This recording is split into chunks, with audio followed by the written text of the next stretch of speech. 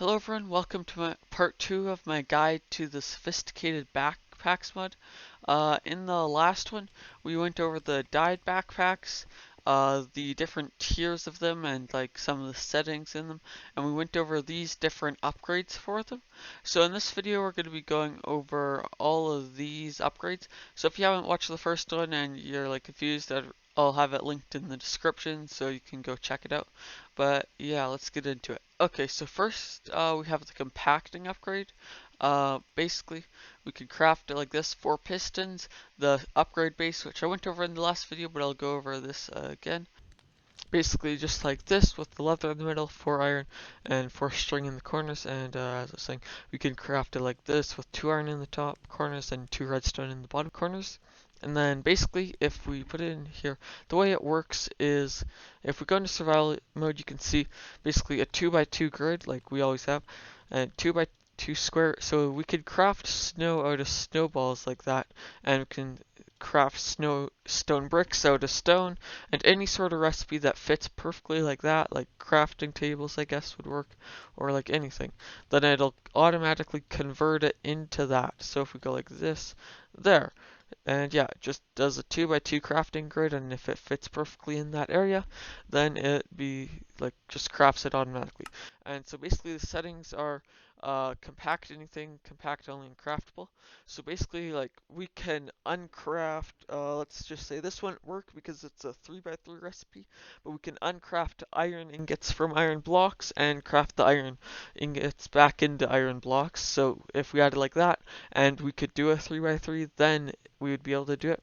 But in this case, if we have it like this, compact anything, it'll compact snowballs because, well, we can't craft them back, so it just doesn't care. And next we have like works in the GUI. So basically, if we had it set to works only with other upgrades, what we would need to do is we need to get like a picked up upgrade, or if we put down our backpack and had a hopper going into it, then it would be able to work and we wouldn't be able to just shift click it into there. And then we could choose to block or allow specific items. But yeah, that's about it for the basic upgrade. But for the upgraded version, we can craft it just like this, the way you usually do with 2 iron in the sides, 3 redstone at the bottom, and 1 diamond at the top. And this is kind of glitchy with some of the mods that I have. It doesn't work entirely. I'm not sure exactly which one it is, but we're just going to go into a survival single player to show off this one. So the advanced compacting upgrade, if we just go like this and change it to the GUI, it's the exact same, and if we just throw in these, it's compacting it into blocks of emeralds. But yeah, that's about all there is, other than like, yeah, so it's 3x3, and it also will do 2x2, and it has the mod tags, all that. But yeah, that's like basically it. It's just 3x3. Yeah, so let's go back out into the regular world. So next we have the refill upgrade. So we can craft it just like this with an ender pearl, 2 iron ingot, 2 redstone dust, and any type of chest. So it basically has to have that tag for hashtag forge apostrophe chest. So just a regular chest. Then the upgrade base, and then yeah. So if we put it in here, we can choose to refill specific items. So if we just get a few items here, if we get a few different items here, then we can put these all in our backpack. And then if we choose that we want to refill polished granite, let's say we're building with polished granite, it'll always keep a stack of polished granite in our inventory, and it'll use up items from here. So if we are in survival mode, we can see it stays at 64, but it went down. And yeah, that's basically it. And we can obviously go like that, and then now that doing it too. Okay, so next we have the restock upgrade and the deposit upgrade, which I'll do at the same time since they're kind of similar. So the restock upgrade we can craft just like this with the sticky piston, 2 iron ingots, redstone dust, and the chest and the upgrade base. And then the deposit upgrade we could craft with a regular piston, 2 iron ingots, 2 redstone, and a chest. So basically, if we get the restock upgrade, and let's say we get a chest and some items, so then if we put all of these items in here, what we have to do is we have to take the backpack item, and then if we shift and right click on the chest, all of the contents of the chest will be moved into the backpack, and with the deposit upgrade it's just vice versa, it does the opposite, and if we shift and right click, all the items from there go into the chest. And since both of these are the same, we'll do that at the same time, and basically we can block, match inventory of either the chest or backpack for which item. So if we go to match backpack contents and we go like this, what we can do is if we go like this, then it only takes any of the emeralds out and only puts emeralds in there. There's also the upgraded version of both of these, which we can craft the advanced restock upgrade from diamond to gold restock upgrade and redstone dust, and then the deposit upgrade is the exact same but just with the deposit upgrade, and basically they're like the exact same. They just give you slightly more options, which are like the same as we went over. So next we have the magnet upgrade, which you can craft like this with 2 ender pearls, 3 iron ingots, lapis, and redstone, and also the pickup upgrade as opposed to the regular upgrade base, which we can craft with sticky piston string, redstone dust, and the upgrade base. But yeah, so if we put this in here and we get some more items, what we can do is if we throw an item, it picked it up just off the ground.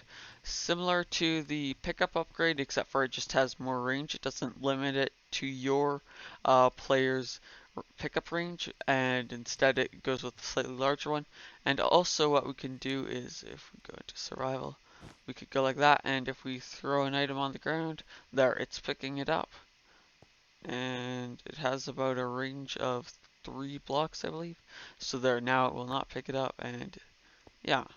We can get the upgraded version of it, which we can craft either by taking the advanced pickup upgrade as opposed to just the regular one like we just did, and then doing the same pattern as we did to make the regular magnet upgrade, or we can take the regular magnet upgrade and add a diamond, 2 gold, and 3 redstone like usual. So that one you have a tiny bit of a choice. So then if we put it in there, we can filter all the same settings as we see. And then if we go and place this on the ground, we can see it has a bit more range. So last time it was 3 blocks, and as we can see, it has a bit more range. We can't pick up there, but if we put it there, which is about a 5 block range, then it can pick it up. Okay, so next we have the Jukebox upgrade, which we can craft like this with a Jukebox, 2 iron, redstone, and the upgrade base. So then if we put that in there, it's pretty simple. We can just get a music disc, then we can just put it in here and play it, of course. This would be like honestly quite cool for, you know, like ambience. And if you've seen Etho's perspective of Last Life, I think it'd be pretty cool for creating ambient sound and then maybe murdering some people while playing ominous music like that. Yeah. Okay, so next we have the Everlasting upgrade, which we can craft like this with 4 nether stars, 4 end crystals, and a upgrade base. But like, it makes sense why it's so expensive. It can't despawn or fall into the void, so basically if we put this in here, I'll show you how the void thing works, but despawning, I haven't actually tested it, but it's pretty obvious it works. You just like set there, and if I waited 5 minutes then it would still be there, but I'm not gonna because I'm slightly lazy. So then for the void thing, I'll quickly show you how that works. Okay, so the way that it doesn't get destroyed by the void is if we drop it down here and we just watch it, then what it does is it just sits a tiny ways above Y0, and then it'll just sit there. So hypothetically you could bridge over, and then you could place water, you could go down, and then yeah, it would still be there for you. And you can always tell that it has the everlasting upgrade because of those little green particles. And as you can see, it's also immune to lava, although it doesn't say it directly in the description. Next we have the feeding upgrade, which we can craft like this with a golden carrot, golden apple, ender pearl, and glistering melon slice, and the upgrade base, of course. So basically if we put this in here, and we can block certain items, so let's say we get some golden carrots, and then we could put this in our backpack, and if we go into survival, yeah, so then if we give ourselves the effect of hungering, level 99, we'll start losing hunger super fast, as you can see right in the bottom there. And then uh, it'll auto feed us. It's really handy, and it also eats quickly, so if you're in PvP and you don't want to worry about eating, you can just have that upgrade and then you'll never run out of regeneration as long as you have food. So next we have the upgraded version of it, which we can craft just like this with the diamond, gold, redstone, and the original, just like all the other upgrades it would seem. And then if we open this up, we have a whole bunch more options. We can change it to only like waste half the hunger. So if you were, let's say, had steak, which I believe restores like 4 of the meat sticks, then it would feed you as soon as you've lost 2, and then hungry enough to like not waste all, which I mean is probably what I would keep it to if I was just on an SMP. If I wasn't like incredibly rich, then it would of course wait until all of the hunger bars would be used, not anything wasted, and feed as soon as you're just a tiny bit hungry, which I guess might be more handy in combat because there's also the hidden effect, as long as you don't have mods, of saturation. So that would be quite handy if you were in PvP. And then you can also do it to eat as soon as you're hurt. You can just change it to care about whether you have been hurt or not. And then you can change durability and NBT. I don't really know what you'd use that for. And then the mod and tags for blocking and all that. Okay, so next we have the Inception upgrade, which, I mean, if you know the meaning of the word, is pretty obvious what it does. You need 3 diamonds, 4 eyes of ender, and a nether star, and it kind of makes sense why it's so expensive. Because if we just go over here and get ourselves another backpack, we can put that in there. Yeah, you can put a backpack inside of a backpack. And then next we have the void upgrade, which we can craft like this with 3 obsidian, pardon me, 2 redstone dust and a ender pearl. And then if we just put this in our backpack, we can change it with the automation, so like with the pickup upgrade, or just have it so that if you shift into your inventory, then it'll be like that. And then we have allow, so then that means allow it to be voided, and I believe you actually need to have it set in there as allow, or else it might accidentally just void every single item that you have, so we'll put that in there. So now it will allow stone bricks to be voided, no matter like how it is inserted into our backpack, and there, now it just got voided. And then there's also the upgraded version of it, which we can craft the same as all upgraded versions with the original, and yeah. So then if we put this in here, we can change it so like ignore durability, match durability. So if we have like, I don't know, some annoying like gold pick and we only want gold picks with max durability to be kept, then yeah, we can do that, of course, and all the other NBT settings and all that. Okay, so next we have the tool swapper upgrade, which if we can craft it like this with wooden tools, 2 redstone and 2 iron and the base. And then if we put it in there, we don't get actually any access to settings, but if we go like there, now here, let's go in survival and test this out. There, so if we have the items in our backpack, then it'll work, and now we have it as this. Now it's our pickaxe, and then if we go like, we have to make sure that we have a tool in our hand and the extra tools in our backpack, and then it will work. I believe if we go like there, if we're looking at an entity, it will switch to a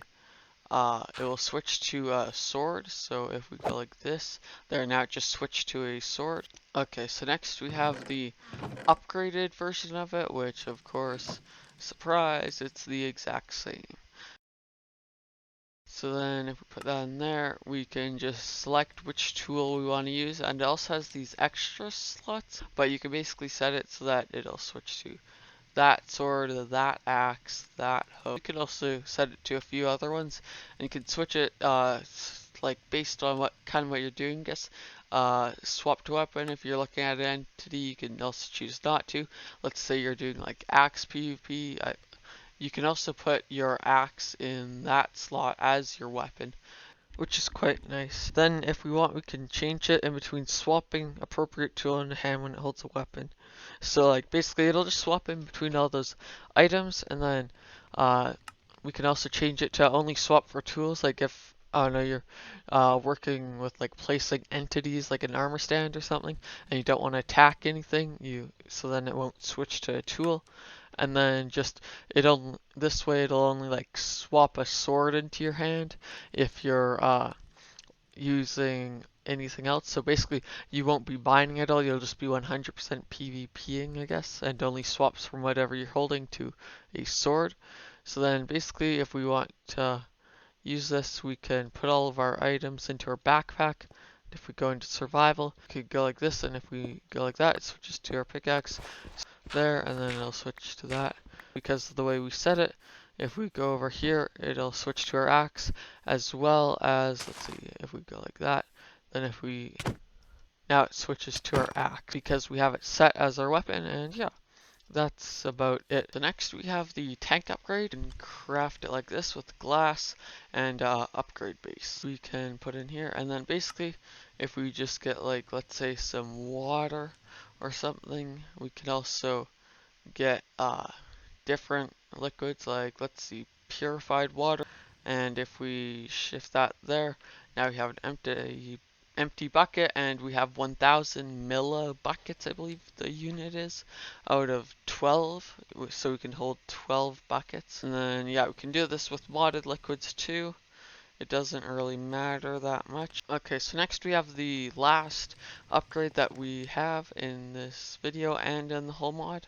So if we craft the battery upgrade with 4 redstone blocks and 4 gold ingots, we can put it in our backpack. And if we have some sort of electricity mod, which I do today, so if we get a let's get a solar panel from the electrodynamics mod, we can go like this, and if we get our backpack here, we can see that it actually has a battery on it, and now we can put that there, and if we look inside, it is getting filled up with electricity. I believe it has compatibility like with any sort of like wire, so it doesn't really matter which electricity mod you use. Although I think it might only work with FE, Forge Electricity, I think that might be standing for. So I'm not sure if Redstone Flux will work, but I don't know. You can try. But that is it for this video. Thank you so much for watching if you made it to the end. I'll link the first one in the description, of course. And subscribe if you want. I think I'll probably try to make a video before Christmas, and this one won't be a mod guide, it'll be a bit different. But yeah, like the video if you like it, I guess. And I don't know, if I did something wrong or whatever, just comment and I'll like put that in the description or whatever. But yeah, bye.